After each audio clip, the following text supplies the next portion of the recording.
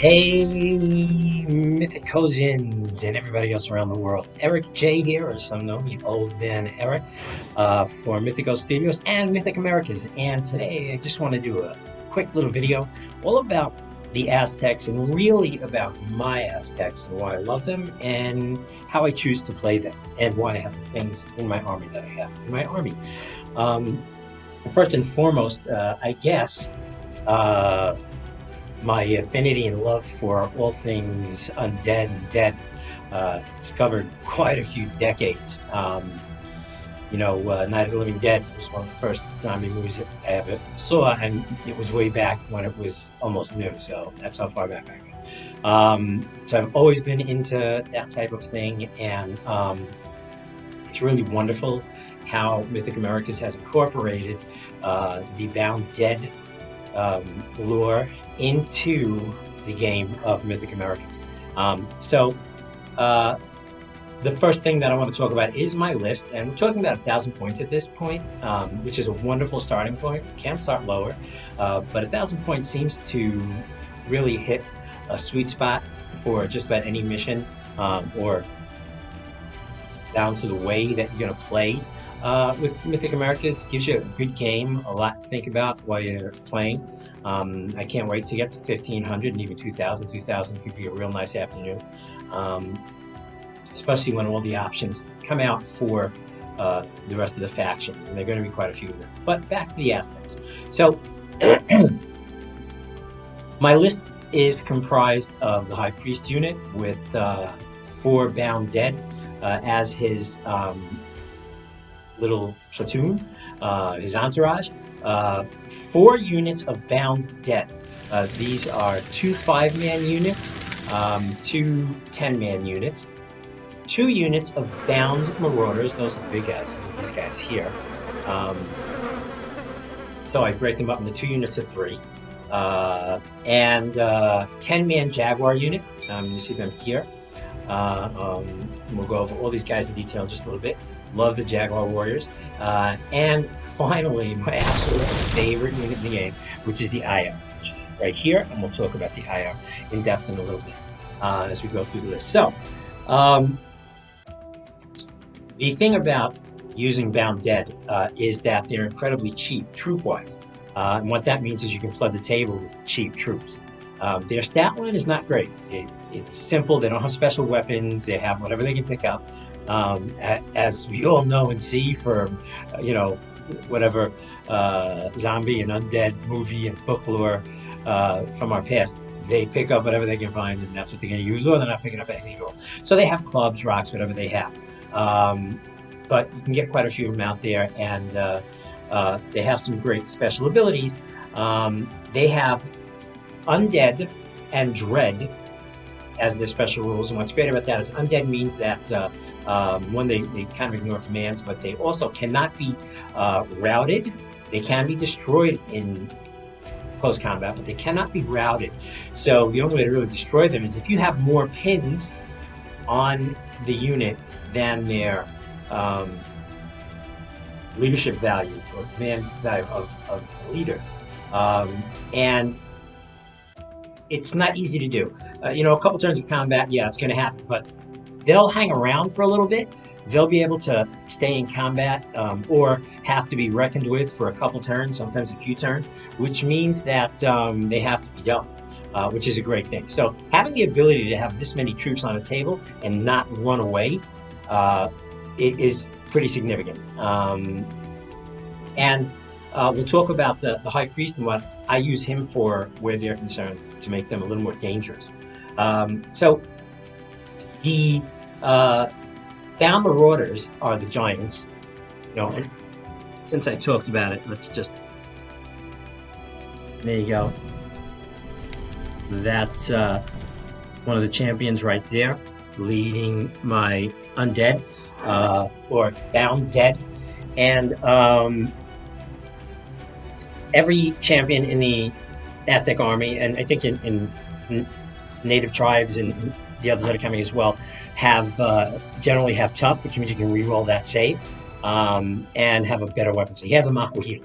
So the Makuhitos are great because they're +1 strength and they're SV2.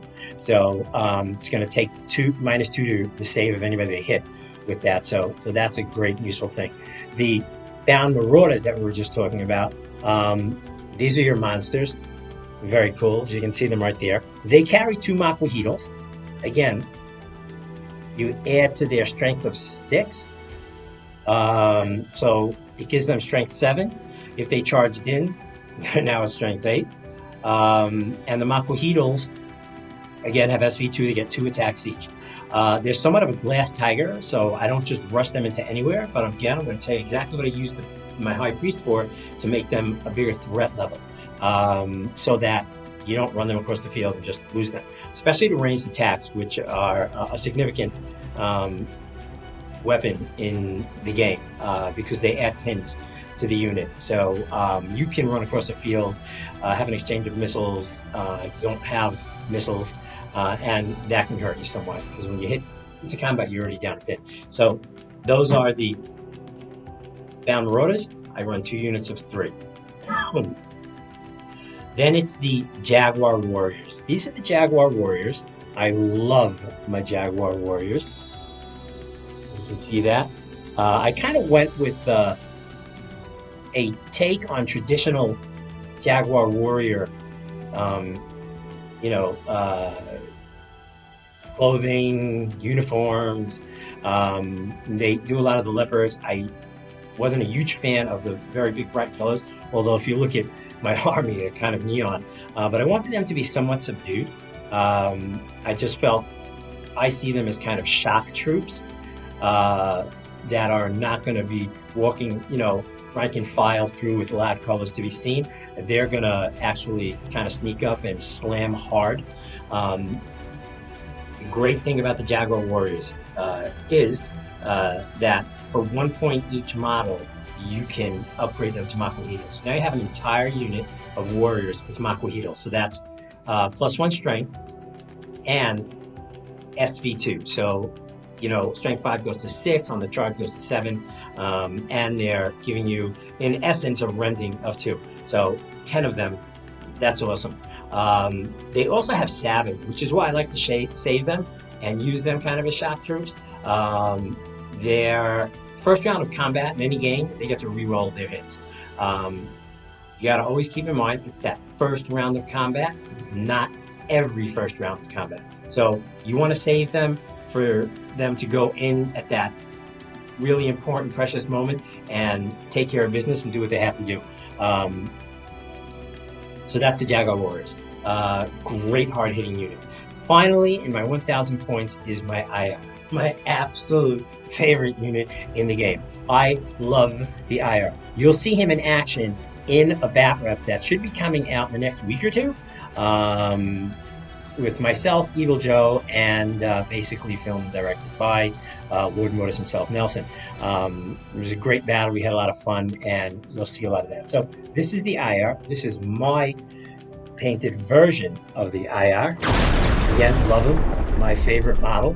And some of the reasons that I love him are simply the things he does. So he's large, which actually can make him a target, so you have to watch out for that. Undead, again, so he's not apt to break or run away. He has Dread. Dread is wonderful. I don't know if I explained it with the Bound Dead, but Dread means that everybody is minus to their hits, whether it's ranged weapons or in combat, and they're -1 to their command / leadership when in combat. So that's a huge thing right there. He's heavily laden, so he can't sprint, which is probably a good thing, because I don't know anybody who'd want to see that thing sprinting across the table at them. So probably good for the people playing against. And he has mod 2. That means he gets 2 order dice. So 2 order dice is a nice thing. One, it gives you an extra die in the bag. Number 2, you can kind of use him for different things because you know you have 2 order dice coming. So you want to get him into position to fire, you can do that. And then the next round, take the fire order because he needs a fire order to go to throw corpses. And then you can simply go with that fire order, and after you've moved him into position. Same way, you can use a fire order, have him throw the corpses, and then have him move back into protection if you need to. But again, there are different ways to use him. He also has the stuck-in rule, which I absolutely love. And depending on which way that I'm playing, ever living or ever changing,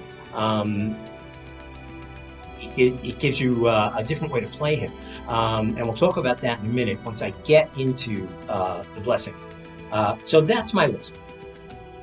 It's versatile, has some hard-hitting units, some sludge pit units, and an IR, which if I could have two of them, I'd have two of them. There you go. So that's the list. I'm going to talk about now how I like to get into the game and what I do based on how the game rolls out. If you're familiar with Mythic Americas, you know that every time you approach the table to play the game, you're really not sure of how you're going to be playing the game, simply because there are the balance of the way, and that can be ever-changing or ever-living, and you don't really know which one you're going to get. Although, when it comes down to it, you can each agree on which way you want to play, but you want to have a little more fun, it's great to roll off, and winner gets to choose. The other side of that is the devotions of the way. And the devotions are the secondary objectives. So you have your main mission, and so basically when you're playing the game, the first thing you can do is choose your warband, obviously. Aztecs for me, and I build the army the way I want, so I have my army. I like to build somewhat of a list that's well-comers. I think this is well-balanced for that, to do different things. Two is choose the way. So the way is the way of the ever-changing or the ever-living. Based on that, which one you receive, that's going to dictate to some degree how you play the game. It does for me. So if I end up with ever living, excuse me, I'm generally going to be more apt to go into combat. There are things that lend itself in the ever living to allow me to play more aggressively in a combat way. There is one of the blessings. It's basically adding D3 models back to a unit before taking a break test automatically pass the break test. So again, you know, I'm not worried about being out there in that. I can cancel exchange of missiles and things of that nature. It really helps you also remove pins from your unit. So there's a lot that can be done so that it can keep you in the fight longer. The other thing is that, and I really love this, so you already have a blessing that will add D3 models to a unit. You also have the IR card, which comes in the IR box and can be added to your blessings. You just take one out, add this, because you can never have more than 6 blessings. So for the ever-living, basically, after successfully activating the IR, target an undead unit within 20 inches of the IR. That unit may add D6 for warrior, D3 for monster unit. This ability can't bring them up above their starting level, but if you've been hard hit in combat, this is an amazing card to use. So it makes them really resilient, and again, the ability to be aggressive with them. And I'll play them that way if I'm playing ever living. The ever changing has some great stuff, which gives you some dice manipulation. During the orders phase, before an order dice has been selected, choose an order die from the bag. Ignore pin modifiers for order tests. You can ignore the test for agility, for sprinting, which is huge.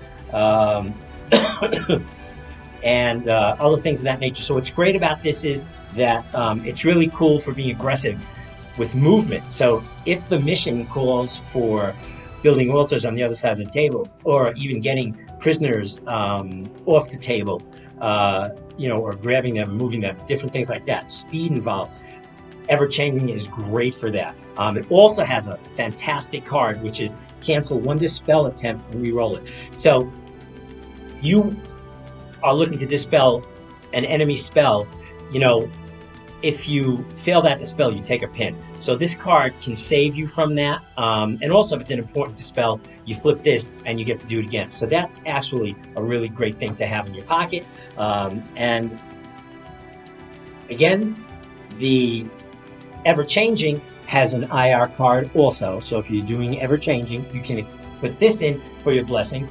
And this goes along with that whole idea of being more, more fast-moving, getting past the enemy to get to objectives.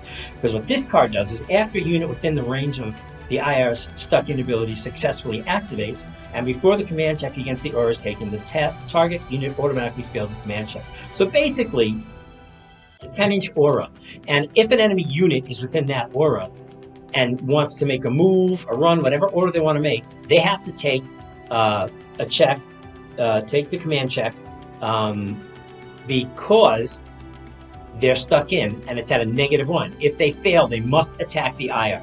And the IR is not easy to take down, although everything in this game has a breakpoint and can go down surprisingly fast with the right circumstances. But for the most part, he becomes a sludge pit. So this card makes any of those units automatically fail that check, so they're stuck. So if I need to get somewhere and there are enemy units around, I will more aggressively move that IR out, as opposed to Ever Living, where I'm a little more conservative with him. I don't want him in the middle of all that necessarily, but I want him throwing corpses, and I want him with that special blessing ability to replace warriors. The stuck-in ability will help as well, but I'm going to be a little more conservative with him. So it does, give you different options on how to play the game. And the cards, when I first started playing, I used to forget them all the time. Now, never. I always have them lined out as per how you get the game going. So after all that, you get your balance of the way, which is your devotion, which is your secondary objective. You're going to shuffle those 8 cards and take 3, and then choose one from the 3. I love them because they're secret. You have fun with them. While you're playing the game for primary objectives, well, I'm playing anyway. I'm always trying to figure out what they're going after based on me also doing my secret objectives, and it adds a wonderful flavor to the game. So again, a great little addition to the game. So I'm a pretty forward and aggressive player. I don't like to sit back. I don't like to turtle up. I don't like to play defensive. I really like to get out there and to me, it's a combat game, so we should be doing combat. Although, what's great about this game is that, I've played games where there's minimal combat and everything is so focused on the missions that we have a phenomenal game, awesome game, wonderful, thinking through the whole thing. But it was very mission-based and a very satisfying feeling that you're not just rushing forward, beating each other in the head. You're going after objectives and engaging in combat when necessary. Whereas other games I've had where there is nearly nothing left on the table, but it doesn't impact whether you win or lose because, again, you're going after those objectives. So, magic. Your different ways to approach magic in the game. With the Aztecs, your leader is a high priest. He's automatically a magic user. There are also the Spider Sisters that I'm going to add in, which give you extra magic when they come out. And then there's also Q, the Quetzalcoatl, who is also a magic user, which is awesome because magic is fun in this game. So with your magic, I have an Aztec armor, so clearly I use the Aztec magic. There are a couple of spells that you're able to use whether you're playing Ever Living or Ever Changing, which I like because they're 2 of my favorite spells. And so, especially if I'm doing Ever Living and I want to get more into combat. So those 2 spells, my 2 favorite, one is Armor of the Guards. It basically, you're able to give, the High Priest can give +2 resistance to a unit. And the other one is Power Siphon. Excuse me. And that's a +2 strength bonus to the unit. So depending on what that unit is doing, I'm going to use one or the other. My favorite thing to do with those spells is to protect my Marauders. Again, I have 2 units of them in there. They hit really hard, but they're Glass Tigers. They go down fast. I understand that. I accept it. But sometimes it really hurts because they're supposed to be, your big hitters, and, I get some decent ranged attacks on them. They're already pinned and I'm losing them. left and right. Perfect example is playing a game against Eagle Joe. I was able, by great hit by the IR, to take down 2 of his Sasquatch, which really hurt because those guys are monsters in combat. So I'll throw a resistance spell on these guys, which makes them survivable till I get them to where I need them to go. And when I get them to where I need them and I want to charge them in, I'm going to give them +2 strength, which makes them absolutely massive monsters. So, and again, you can do this. I do this with my Bound Dead as well. Again, they're not very hard hitting. Throw that +2 strength on there. Suddenly, with the charge, they're +3 strength. So it makes them a really hard hitting unit. So that's my favorite. Those are my favorite spells. But there are others. Excuse me. The other one, and this is if I'm playing Ever Changing, which I had told you is great for movement shenanigans if there are objectives I have to get to. This one is going to give them fast 8, I believe. Fast 8 is insane. So instead of going 5, they're going to now be going 8. So my slow zombies, who I rarely ever sprint simply because their command is so low, it's going to be hard for me to not have them take a pin. They're going to go a lot faster with that 8. So there's a movement of 16 as opposed to 10 inches. That's massive. So that's another spell I like. And there's others in there, you know, things for like a magic missile that are a lot of fun. So that's how I control my magic. Again, based on whether I'm doing ever living or ever changing. I'm trying to check to make sure that I'm covering everything that I want to check, cover. So the Aztecs, with everything that's out now, and there's some amazing units coming. To me, the foundation of the dead is what I like to run with, because basically they're cheap troops. I can put a lot of them down, and the enemy simply has to get through them. I don't worry a whole lot if they take ranged attacks. Again, cheap troops. So if I lose some, I lose some. I worry more about the pins. That's what makes this game also, and the Warlords of Eron system great, because those pins have a lot more to do with things than just killing. So they're my mainstay. I will enhance them for combat and for taking hits. Dread is wonderful. It's minus to enemies' hits in ranged attacks or close combat, and -1 to their leadership, which is a great thing. The Bound Marauders, hard hitters, I'm going to use magic to shore them up for charging in, or really from ranged attack more than anything else when they're going in. The Jaguar Warriors, my shock troops, all have Maquahitos. Again, +1 strength, SV2. That's kind of imposing when you have 10 of those attacks coming in at you, especially on the charge. So on the charge, you're now going to have +1 strength for the Maquahito, +1 charge for +1 strength for the charge. So they're hitting nice and hard. So my shock troops, I'm careful with them, but when they go in hard for that savage on the first combat, so they can reroll their hits. Finally, my IR, my absolute favorite unit in the game. Throwing corpses overhead just like artillery, a lot of fun. What's great is I'll target any dense area, because with his special rules, he's generally only going to hit the target on a 3 or lower on a D10. So, you know, it can be rare, although I had a game where it was really nice. He was hitting nicely. But if you put it in a dense area, it's a 3-inch plate that will deviate. So it's very possible to hit other units. So I'll use him that way.